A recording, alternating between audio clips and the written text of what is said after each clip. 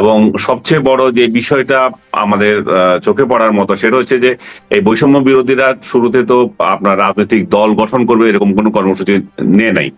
6 মাস পরে যখন নাহিদ ইসলাম এই তার রাজনৈতিক দল গঠন করবে এবং সেখানে আহ আপনার প্রধানের দায়িত্ব নিচ্ছেন, তখনই শুরু হয়েছে যে আসলে কে কোন দিকে অবস্থান নেবে, এই বিভাজন। সবচেয়ে বড় বিভাজন তো একটা রাজনৈতিক দল, একটা ছাত্র দল বা ছাত্র শিবিরের সাথে বৈষম্য বিরোধীদের দ্বন্দ্ব, কিংবা সরাসরি শিবির বিএনপি আপনার ছাত্র দলের দ্বন্দ্ব, ছাত্রদল বনাম বৈষম্য বিরোধীদের দ্বন্দ্ব, এগুলো তো একবারে প্রকাশ্য হয়ে উঠছে আপনার ইয়ের জন্য, ক্ষমতা আর আধিপত্য নিয়ে।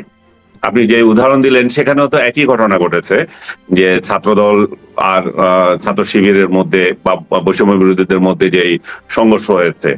এই সংঘর্ষগুলো আমি বরাবরই যেটা দেখে আসছি, যে রাজনৈতিক আধিপত্য বিস্তারের কেন্দ্র করে এবং বৈষম্য বিরোধীদের নতুন সংগঠনকে কেন্দ্র করে। এখন এদের বিরুদ্ধে, এদের মধ্যেও আপনি যদি আবার খেয়াল করে দেখেন, বৈষম্য বিরোধীদের মধ্যে, তাদের মধ্যেও আবার সবচেয়ে বড় দ্বন্দ্ব হচ্ছে। শুধু যে শিবির আর ছাত্র দলের সাথে তাদের বিরোধ হচ্ছে তা না, তাদের অভ্যন্তরীণ দ্বন্দ্ব হচ্ছে। আজকেও আমি একটা রিপোর্টে দেখলাম যে তাদের 3টা গ্রুপ। একটা গ্রুপ হচ্ছে আপনার গণশক্তি বা নুরুর নেতৃত্বে যে সমস্ত ছাত্ররা ছিল, ছাত্র সংগঠনগুলো, নাগরিক আন্দোলন বা কি যে নাম ছিল তাদের, তারা এখন ভাগ হয়ে গেল ছাত্র শক্তি। আর এই এই দুই সংগঠনের, মোট কথা এর আগে যে নূরের নেতৃত্বে যে ছাত্ররা ছিল তাদের মধ্যে 2 গ্রুপ হয়েছে। আবার এদের মধ্যে শিবির যে ইনক্লুড হয়েছিল, শিবির আবার একটা শক্তি হিসেবে আত্মপ্রকাশ করছে। ছাত্রদল তো নিজেদের ব্যানারে চলে গেছে। তো এদের আর বাম এবং আর কিছু ধারা আছে, এরাও আছে। এখন বড় রাজনৈতিক দল তারা যখন করতে যাচ্ছে, সেখানে ওই 3 ধারার মধ্যে বিভক্তি শুরু হয়েছে, আসলে কে কোথায় অবস্থান নেবে। এবং সবচেয়ে সিগনিফিকেন্ট যে বিষয়টা আপনি খেয়াল করবেন, যে ছাত্র নাগরিক ঐক্য যে সংগঠন করতে যাচ্ছে নতুন, যেটা আমি জানি না, হ্যাঁ, নাগরিক কমিটি, নাগরিক কমিটি যে নতুন কি নাম দেবে আমি জানি না। সেখানে যদি আপনি একটা জিনিস খেয়াল করেন, ওইখানে বিরোধ হচ্ছে কিন্তু শিবিরের সঙ্গে সবচেয়ে বড়, এক্স শিবিরদের সাথে। এখন কারা নেতৃত্ব নেবে?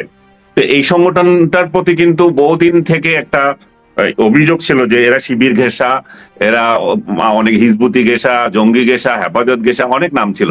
কিন্তু তারা এখন নিজেদের মধ্যে একদম ক্লিয়ার করে দিয়েছে যে শিবির এবং নন শিবির, এবং শিবির এখানে বড় আধিপত্য চায় এবং তারা একটা বড় লিডিং রোল চায়। একটা কথা আমি বুঝি না, আপনি আমাকে একটু বলেন, শিবির এখানে আধিপত্য চাওয়ার দরকারটা কি? শিবিরে তো মাদার অর্গানাইজেশন একটা আছেই, তারা সরাসরি জামাতে চলে গেলেই পারে, এখানেও কোনো তার থাকতে হবে? আপনি একটা ভালো প্রশ্ন করেছেন। এই শিবিরের এই চরিত্রটা যদি আপনি খেয়াল করে দেখেন, তারা তো এবি পার্টি করেছে, এবি পার্টির লোকগুলো তো তাদের। এখন যদি শিবির এখানে আধিপত্য বিস্তার করে, তাহলে এটা তো তাদের, এবি পার্টিকে বলা হচ্ছে যে আমাদের বি টিম, এটাকে বলে সি টিম বলা হবে এখন। তাহলে এরা সি টিম বানানোর জন্য হয়তো এরকম চেষ্টা করছে। এবং এই ছাত্র সংগঠন, আমি মনে করি যে এদের সাফল্যের আগে, এদের মানে যাত্রা শুরুর আগে আমরা এদের সম্পর্কে নেগেটিভ কথা বলতে চাই না, কিন্তু দলের মধ্যে যদি এই ধারা অব্যাহত থাকে, তাহলে এটা আরেকটা জামাত, সি টিম ছাড়া এটা আর কিছু হবে না। আচ্ছা আচ্ছা আচ্ছা, আরেকটা কথা, যে আপনি মানে কারণগুলি বললেন যে কেন এরকম হচ্ছে, কেন ছাত্রদের মধ্যে বিরোধ দেখা দিচ্ছে, এদের মাদার অর্গানাইজেশনের যে ভূমিকা, মানে এদের যারা, মানে এরা যাদের লেজ, তাদের ভূমিকার কারণে লেজ নড়ছে, এই যে আপনার কথাগুলি বললেন।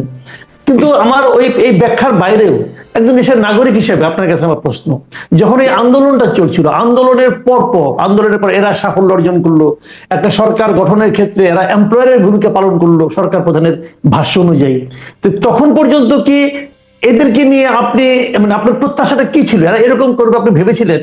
এরকম ভাবে তারা যে মূল দলের লেজুর হয়ে কাজ করবে, এরকমটা কি আপনি তখন আপনি ভাবতেন এরকম, নাকি আপনি নতুন? সত্যি কথা বলতে আমি ভাবতাম, এবং আমার ভাবনার মধ্যে এখনো আমি ওটা রয়ে গেছে, যে এরা শিবিরের নেতৃত্বাধীন ছিল। শিবির এখন অস্বীকার করছে যে না, শিবির শুধু নয়, এখন ছাত্রদল এবং শিবিরের ক্রেডিট কে নেবে সেটা নিয়ে কথা হচ্ছে এখন। কিন্তু আমাকেও হয়তো অনেকে অনেক কথা বলবেন, কিন্তু আমি মনে করি যে এই আন্দোলনটার মূল নেতৃত্বে শিবিরকে অস্বীকার করা যাবে না। যখন শেষ পর্যায়ে এসেছিল শিবিরই এই নেতৃত্ব দিয়েছে, এবং যে সমস্ত ধ্বংসযজ্ঞ, যে সমস্ত আন্দোলনটা যেটা হয়েছিল, আমি এটা একটা লেখাতেও লিখেছিলাম যে 2013 সালে যে যুদ্ধ অপরাধী বিরোধী আন্দোলন যেটা হয়েছিল, এটার সাথে কিন্তু এই ধ্বংসাত্মক কার্যাবলীর একটা সম্পর্ক আছে। আরো যদি আমি খেয়াল করেন, আমার নিজের তথ্য হচ্ছে তখন জামাত এই আন্দোলনে কেন ফেল খেলো এটা নিয়ে তারা বিশ্লেষণ করেছে। তারা দেখেছে যে সেই আন্দোলনের মূল শক্তি ছিল ঢাকার বাইরে। আচ্ছা, তারা এর পরবর্তীতে তাদের স্ট্র্যাটেজি হচ্ছে যে না, ঢাকার বাইরে এই আন্দোলন ছড়িয়ে আমাদের কোনো লাভ না, এগুলোকে ঢাকায় আনতে হবে। এই 2024-এর এই আন্দোলন তাদের সমস্ত ফোর্সকে তারা ঢাকা কেন্দ্রিক করেছে দীর্ঘদিন ধরে। আস্তে আস্তে আপনি ম্যাচ বলেন, অমুক বলেন, তমুক বলেন, রাজনীতি বলেন, সফট বলেন, বিদেশি সাহায্য বলেন, যা কিছু আছে সবগুলো একত্রিত করেছে তারা। একত্রিত করে যখন বৈষম্য বিরোধী আন্দোলন, যখন তারা বৈষম্য বিরোধী আন্দোলন কি নিয়ে করেছিল, কোটা নিয়েছিল, কোটা নিয়েই তো সর্বশেষ পর্যন্তই ছিল। জাস্ট আপনি খেয়াল করেন 3 তারিখে এসে এটা বললো 1 দফা। তখন এই যে কোটা নিয়ে যখন স্থগিত হয়ে যাচ্ছিল, যাদেরকে যখন ধরে ধরে নিয়ে যাচ্ছিল, তখন এখানে বড় একটা ভূমিকা শিবির অবশ্যই রেখেছে, যেটা শিবিরের প্রতিদ্বন্দ্বীরা আজকে স্বীকার না করলেও বলতেই হবে, এবং শিবির তখন স্বীকার না করলেও এখন করছে। এবং সত্যিকার অর্থে তারা একটা বড় ভূমিকা রেখেছিল, এবং এই ভূমিকার কারণেই 1 দফার যে আন্দোলন সেটা বেগবান হয়েছিল। আমরা তো কেউ 1 দফার আন্দোলন হবে সেটা তো ভাবিনি, আমরা সবাই তো ভেবেছি যে এটা কোটা আন্দোলনই হচ্ছে। কিন্তু 3 তারিখ এবং 5 তারিখ 2 দিনের মধ্যেই এটা দেখেন আপনি সফল হয়ে গেছে। কারণ ওই এমন একটা পর্যায়ে তারা তুলে এনেছে এটাকে। অবশ্যই এখানে বিএনপির ভূমিকা আছে, অবশ্যই এখানে জামাতের ভূমিকা তো অবশ্যই আছে, বিএনপিকেও আমরা অস্বীকার করছি না, তারাও দীর্ঘদিন ধরে আন্দোলন করেছে। কিন্তু নিঃসন্দেহে আমার এই বক্তব্যের সাথে অনেক হয়তো দ্বিমত করবে, আমি নিজের তথ্য অনুযায়ী যেটা জেনেছি, জামাতের অনেক লোক মারাও গিয়েছে, যেগুলো মারা গিয়েছে কিভাবে মারা গেছে এগুলো অনেক কোয়েশ্চেন হতে পারে, কিন্তু যারা মারা গিয়েছিল তাদের অনেকেই জামাতেরই ছিল। ইভেন রংপুরে যে আবু সাইদ মারা গেল, তাকে তো জামাত সরাসরি ক্লেম না করলো, তখনও তার পরিচয় জানা গেছে যে সে শিবির করতো। কিন্তু এখন কে কি করতো এটা নিয়ে আমরা ওই জায়গায় নতুন করে বিশ্লেষণের প্রশ্ন এখন দেখা দিয়েছে তাদের কার্যাতে। আমাদের এটা দরকার ছিল না। আমাদের 24 আন্দোলন হয়েছে, শেখ হাসিনার পতন হয়েছে, নতুন একটা উদ্দীপনা নিয়ে জাতি আশা করেছে ডক্টর ইউনূসের নেতৃত্বে কিছু হবে। সেই জায়গায় উনি যখন নতুন একটা রাজনৈতিক দলের প্রতি ওনার হালকা বলবো কিনা যায় না, মোটামুটি সমর্থন আছে, কারণ উনি ছাত্র সংগঠনটা নিয়ে তো বলেছেন তো এই দল নিয়ে। তো এত কিছু মিলিয়ে তাদের এই সংগঠনের সাথে এখন বিএনপির দ্বন্দ্ব, আবার জামাতের সাথে বিএনপির দ্বন্দ্ব, আবার এই দলটা আবার জামাত ঘেঁষা হতে যাচ্ছে, সবগুলো মিলে মানে খিচুড়ি পাকিয়ে গেছে আর কি। কুয়েটের যে আন্দোলনটা হলো, এটার পেছনে কি কারণ ছিল, অথবা ভেতরের মূল কারণটা কি, মূল কি উদ্দেশ্য, এগুলো নিয়ে আলোচনা না করলে এটুকু আমি তো বুঝতে পারি যে শেষে যে এটা দাঁড়ালো কি, যে ছাত্র আন্দোলন মানে ছাত্র সংগঠন শিক্ষা প্রতিষ্ঠানে থাকবে কি থাকবে না এই ব্যাপারে, এবং কুয়েটে ছাত্র সংগঠনের ছাত্র রাজনীতি বন্ধ করা হলো। প্রশ্ন হচ্ছে শিক্ষাঙ্গনে ছাত্র রাজনীতি থাকবে কি থাকবে না, এই যখন আলোচনা হচ্ছে এবং ছাত্র রাজনীতির বিপক্ষে যখন বৈষম্য বিরোধী ছাত্ররা আন্দোলন করছে, তখন আমরা আবার দেখছি যে ঢাকা ইউনিভার্সিটির মধুর ক্যান্টিনে 2 দিন আগে তারা ঘোষণাই দিল যে তারা একটা নতুন ছাত্র সংগঠন করতে যাচ্ছে। তো এই জিনিসটা কি আপনার কাছে কি এটা মানে সেলফ কন্ট্রাডিক্টরি মনে হয় না, নাকি ওদের জন্য বৈধ অন্যদের জন্য অবৈধ? না, এটা তো সেলফ কন্ট্রাডিক্টরি তো অবশ্যই, কিন্তু আমরা একই সময় সমসাময়িক সময়ে ঢাকা ইউনিভার্সিটিতে পড়েছি। আপনি খেয়াল করে দেখেন এরশাদ আমলটায় কিন্তু একই কাণ্ড হয়েছিল। এরশাদ আমলে এই ছাত্র শিবির সারা শিক্ষাঙ্গনে সন্ত্রাস এবং রাজত্ব করেছিল। এই ঠিক একই স্টাইলে বর্তমান সময় তখনও কিন্তু ছাত্র রাজনীতি নিষিদ্ধ, হেন তেন এই সমস্ত গুলো উঠেছিল, ছাত্র সংগঠন থাকবে কি থাকবে না। একই স্টাইলে এখন ডক্টর ইউনূসের সময়ও তাই হচ্ছে, শিবির বিভিন্ন সংগঠন বিভিন্ন ইউনিভার্সিটিতে আত্মপ্রকাশ করছে, আর এদিকে বলছে যে শিক্ষাঙ্গনে ছাত্র রাজনীতি চলবে না। তো তাহলে এবং শিবিরের যখনই ছাত্রদল বা আদার্সকে আক্রমণ করা হচ্ছে, কিন্তু এই বৈষম্য বিরোধীদের সাথে শিবির একসঙ্গেই আছে, এখানেও যে খুব তাদের সঙ্গে কিন্তু বিরোধ খুব দেখা যায় না। আমি মনে করি যে এটা হচ্ছে যে ছাত্র শিবিরের একটা স্ট্র্যাটেজি, এই সময়টাতে তারা কিভাবে শিক্ষাঙ্গনগুলো দখল করবে, এবং শিক্ষাঙ্গনে তারা অলরেডি তাদের শক্তি প্রদর্শন শুরু করেছে, এবং কিছু কিছু জায়গায় তারা যে সমস্ত আক্রমণ করছে সেটা বিগত সময়ে ছাত্রলীগ করেছিল, এবং এর আগে এরশাদ আমলে তারা নিজেরাই করতো। তো এগুলো কিন্তু একটা ধারাবাহিকতা। এই অবস্থায় আমি মনে করি যে ছাত্র সংগঠন অবশ্যই শিক্ষাঙ্গনে হতে হবে, কারণ এটা একটা গণতান্ত্রিক অধিকার, আপনি বন্ধ করতে পারেন না যে কি রাজনীতি করবে না কি করবে না, এটা একটা মৌলিক অধিকার। আমি রাজনীতি করব কি করব না এটা আমার অধিকার, আপনি সেখানে কিভাবে বন্ধ করবেন? আপনি দেখবেন যে শিক্ষাঙ্গনে আমি এমন কোনো কাজ করছি কিনা, এমন কোনো কুলুষিত কিছু করছি কিনা যার কারণে শিক্ষা ব্যাহত হচ্ছে, আমার ছাত্র সংগঠন এমন কোনো কর্মকাণ্ড করছে কিনা, আপনি শুধু সেটা দেখতে পারেন। কিন্তু ছাত্র রাজনীতি যদি আপনি বন্ধ করে দেন তাহলে কি দেখা যাচ্ছে? আমাদের একটা নেতৃত্ব প্রক্রিয়ায় আপনি তরুণদেরকে আনতে বলছেন, তো তরুণরা কি হাওয়া থেকে আসবে? তরুণরা তো একটা চর্চার মধ্য দিয়ে আসবে।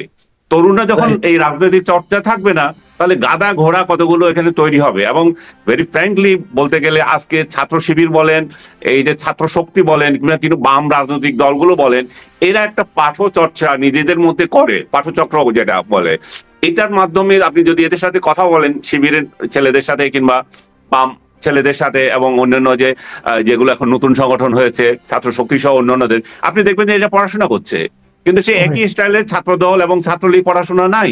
এবং তাদের সাথে আপনি কথা বলে বুঝবেন যে এদের রাজনৈতিক গভীরতা দাঁড়ায় নাই, এরা দখল বাণিজ্যের রাজনীতিতে চলে গেছে। এবং আমাদের সময় তো তাদের ছাত্র সংগঠন ভাবে এই পাঠচক্র না থাকলেও ব্যক্তিগত ভাবেও তারা কিছু পড়াশোনা করেছে, কারণ তখন তো এই চাঁদাবাজি এইভাবে এত রাজত্ব ছিল না। এখন তো সংগঠনের নাম লিখিয়ে চাঁদাবাজির একটা বড় লাইসেন্স পেয়ে যাচ্ছে। তাতে এটাতে হচ্ছে কি ছাত্র সংগঠনগুলোতে মেধা চর্চা হচ্ছে না। এবং এইটাও বন্ধ যদি, এবং আপনি ছাত্র সংগঠনই যদি বন্ধ করে দেন, তাহলে আগামী নেতৃত্ব কাদের হাতে? আপনি একদিকে তরুণদের এগিয়ে আসতে বলবেন, আরেকদিকে রাজনীতি বন্ধ করবেন, সেটাই চলতে পারে না। আচ্ছা, আমরা অনুষ্ঠানে একদম শেষ পর্যায়ে আছি, আমি আমার শেষ প্রশ্নটা আপনাকে করতে চাচ্ছি।